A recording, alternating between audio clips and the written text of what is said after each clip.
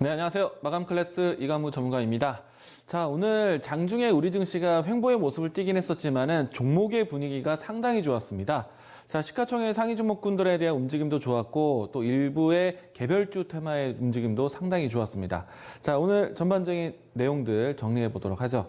자, 미국에서부터 나타났습니다. 미국에서 이 경기 부양 정책 효과 플러스 코로나19의 백신 개발 기대감이 나타나면서 오늘 우리 증시뿐만 아니라 전반적인 글로벌 증시에 대한 훈풍을 만들었습니다.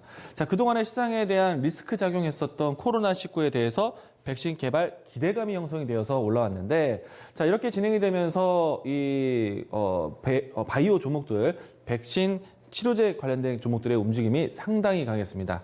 자, 이 내용을 좀 가지고 전체적인 시장에 대한 차트 흐름들 살펴보도록 하죠.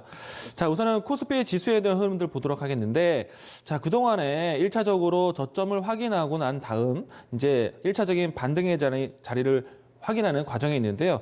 자, 이 반등에 대한 추이가 1차적으로 예상되는 위치는 22이동평균선의 위치였습니다. 만약에 추가적인 상승에 대한 힘이 강하다면 이 라인대를 다시 한번 또 상승으로 올려야겠죠. 자, 우선 이 코스피 지수가 이와 같이 21선에 맞닿는 반등까지 보였다라는 점. 어제 미증시가 21 이동평균선에 붙어서 마감을 했는데 오늘 코스피도 그와 같은 흐름들을 따라왔다는 얘기입니다. 자, 그리고 오늘 전체적으로 시장에 대한 동향을 보시게 되면요. 외국인의 수급 추이가 상당히 달라졌습니다. 자, 이유는요. 환율에 대한 동향이 오늘 통화 스와프가 진행이 되면서 환율이 실질적으로 조정이 좀 안정세가 나타냈죠. 자, 이 때문에 수급 동향을 살펴보시게 되면은 오늘 외국인의 이 수급 매도가 나타나긴 했지만 그 매도 추이가 상당히 급감했습니다. 그동안에 외국인의 집중 매도세가 진행이 되었었는데 오늘 어제와 확연하게 다른 외국인의 수급 동향이 나왔고요. 여기서 중요한 포인트를 이제 연기금 그리고 금융투자 쪽에서 수급 전환되는 것을 보자라고 했는데 어제와 다르게 금융투자 쪽에서는 단기적인 차익 실현 물량이 출회가 좀 되었습니다. 자, 이유를 따져보면요. 오늘 전반적으로 이 시가총액 상위 종목들도 강했지만은 테마적인 종목들의 움직임이 강했습니다. 자, 오늘 상한가가 기록한 종목의 숫자를 보시게 되면은 자, 20개 가까이 움직임이 나왔어요. 보시게 되면은 그동안에 보기 힘든 상한가의 연출인데 일단 테마적인 종목들의 움직임이 강했습니다. 대북주, 정치 테마주, 그리고 이 제약 바이오군에서 코로나 백신 치료제 종목들이 움직임이 상당히 강했었고요. 오늘 상한가뿐만 아니라 상승 기록한 종목들도 대부분 테마적인 성향이 강한 종목들이 움직임이 나왔습니다. 코로나19 백신 개발에 대한 기대감이 컸고 진단키트에 대한 해외 수출에 대한 기대감이 작용했다라고 볼 수 있겠고요. 자, 이 때문에 코스닥 시장에 있는 지수 흐름이 상당히 좋았습니다. 코스피는 21선에 맞닿아 있는 위치였는데 코스닥은 그 이상을 상승을 했습니다. 코스피도 추가적인 상승 여력이 있다라고 보여지는데, 자, 코스닥 지수를 이끈 시가총액 상위 종목들을 보도록 하죠. 자, 오늘 앞에서 보여준 것처럼 상한가를 기록했던 이 코로나 백신 치료제 또 진단키트 관련된 종목들의 상승세도 봤는데 진단키트 또 백신 개발 기대감을 가지고 있는 셀트리온 그룹주들이 모두 다 강했습니다. 보시게 되면 셀트리온 헬스케어가 상한가, 셀트리온 제약도 20%대, 그리고 코스피 쪽에서도 삼성전자, SK하이닉스가 약보합권이었지만은 셀트리온 그룹주들이 상당히 강한 모습. 여기에 바이오, 삼성 바이오로직스도 7%대 강한세 모습. 이런 모습들이 배경이 되면서 코스닥 지수 상승세를 이끌었습니다. 자, 그러면 다음 이 진단키트 혹은 이 백신 치료제에 대한 관심 계속 연속적으로 나타날 수 있느냐? 자, 지금 전 세계적으로 이 확진자의 숫자가 조금은 오랜만에 처음으로 확진자의 숫자가 줄었다고 합니다. 물론 특정 국가의 확진세가 줄어드는 모습은 아니고 전 세계에 대한 표준으로 봤을 때는 통계로 봤을 때는 줄었다고 하는데, 자, 아직까지는 코로나19의 공포가 커져 있는 상태예요. 사회적 거리두기가 있는 상태입니다. 그렇기 때문에 백신 개발 또 혹은 진단키트, 검사 시약 관련된 종목들의 움직임은 좀 더 연속적으로 나타날 것으로 보고 있고요. 그렇게 된다면은 셀트리온 그룹주와 같이 백신 개발에 대한 기대감을 가지고 있는 종목들을 연속적으로 보셔야 되는데 일단 많은 종목들이 올라왔어요. 올라간 종목들을 살펴보셔야 됩니다. 그런데 아직 안 간 종목들도 한번 살펴보도록 하죠. 다만 백신 개발에 대한 뉴스가 있는 종목들 안에서 보셔야 됩니다. 예측 매매는 자제하셔야 돼요. 자, 새로운 종목을 찾기 관심이 높겠지만은 백신 개발에 대한 착수 이야기가 나왔던 신라젠 오늘 안 움직였어요. 자, 내일장에서 이 종목도 다시 한번 백신 개발에 대한 기대감을 형성하는지 오늘 셀트리온 그룹주들이 그와 같은 기존의 큰 그룹 안에서 백신 개발에 대한 착수 이야기가 나오면서 오늘 또 움직임이 나왔는데 반복적으로 나올 수가 있습니다. 신라젠의 움직임들 내일 체크 포인트로 이야기 드려보겠습니다. 자, 오늘 전반적으로 투자 심리가 좋아지면서 개별주, 테마주가 강했죠. 자, 그리고 오늘 이 테마주를 이끈 뉴스 중에 하나가 있는데, 자, 4월 9일부터 해서 순차적인 온라인 계약을 하게 됩니다. 자, 그래서 교육주들의 움직임들이 큰 변동성을 가졌는데, 장중에 급등 출발, 또 장중에 급등세, 그리고 이 상승폭을 또 차익 매물이 나오기도 했습니다.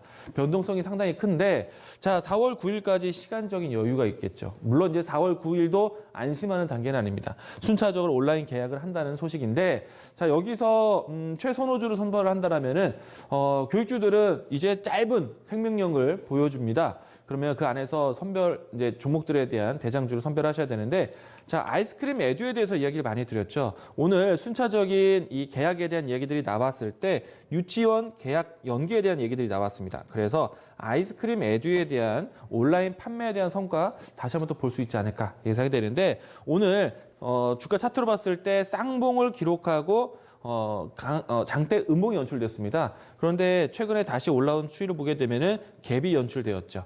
그래서 내일장에서도 갭이 유지가 된다라면은 당장 내일에 대한 상승은 아니어도 4월 9일까지의 이벤트의 연속성은 나올 수 있겠다라는 점. 아이스크림 에듀 관련된 종목들 같이 보시기 바라겠습니다. 자, 오늘 대북주에 대한 움직임도 강했습니다. 그동안의 모든 섹터들, 많은 종목들이 낙폭과대되었고, 모멘텀, 그러니까 낙폭과대 저가 매수세에 대한 모멘텀을 기다리고 있는 때였는데, 자, 폼페이오 장관이 북한과의 대화 의지를 다시 한번 강조하면서 대북주들이 강했습니다.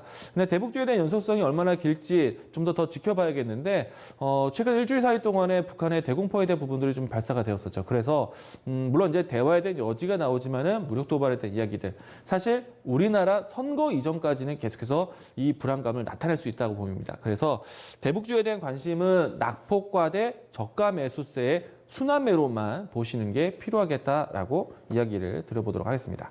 자, 내일장에 대한 준비 보도록 하겠는데요. 시장이 어려울 때는 살려오는 내용은 경기 부양 정책, 그리고 시장을 다시 내려온다라면은 코로나19의 확진세에 대한 공포, 이야기로 반복이 될 것인데요. 자, 일단은 시장에 대한 또 리스크, 직접적인 요인, 지표들을 보도록 하겠습니다. 자, 시장에 리스크가 되는 지표가 된다면요, 국제 유가의 하락세입니다. 자, 지금 엎친 데 덮친 격으로 해서 수요가 급감될 것이라는 경기 침체에 대한 시그널이 나오다 보니까 유가 수요 급감에 대한 유가 생산에 대한 의지가 좀 떨어지고 있죠.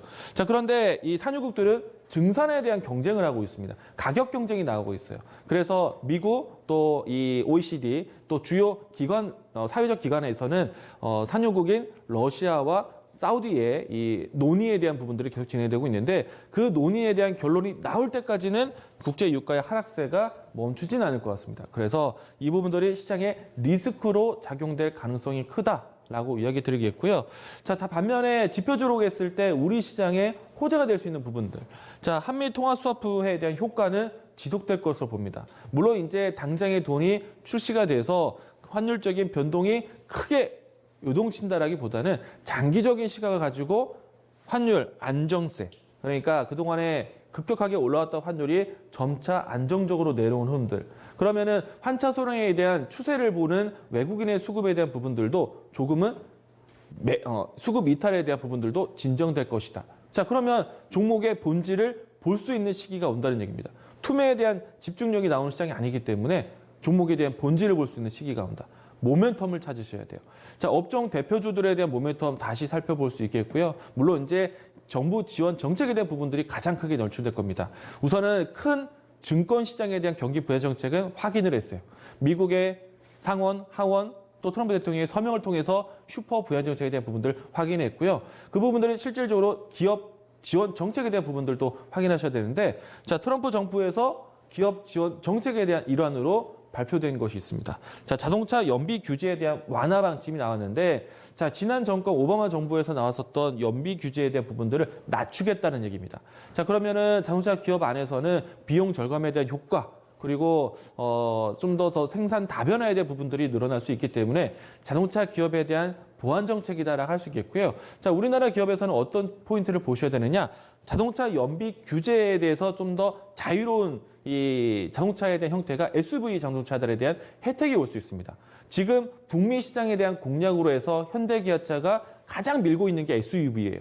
대형 SUV에 대한 밀고 있는 현대차에 대한 수혜도 기대해보자. 그래서 지금 낙폭과대 반등에 대한 추이를 좀 더 연속적으로 볼 수 있겠다는 겁니다. 자, 현대차에 대한 주가 차트 한번 확인해 보겠습니다. 자, 현대차 주가 차트를 보시게 되면 오늘 21선에 맞닿은 자리까지 마감을 했어요.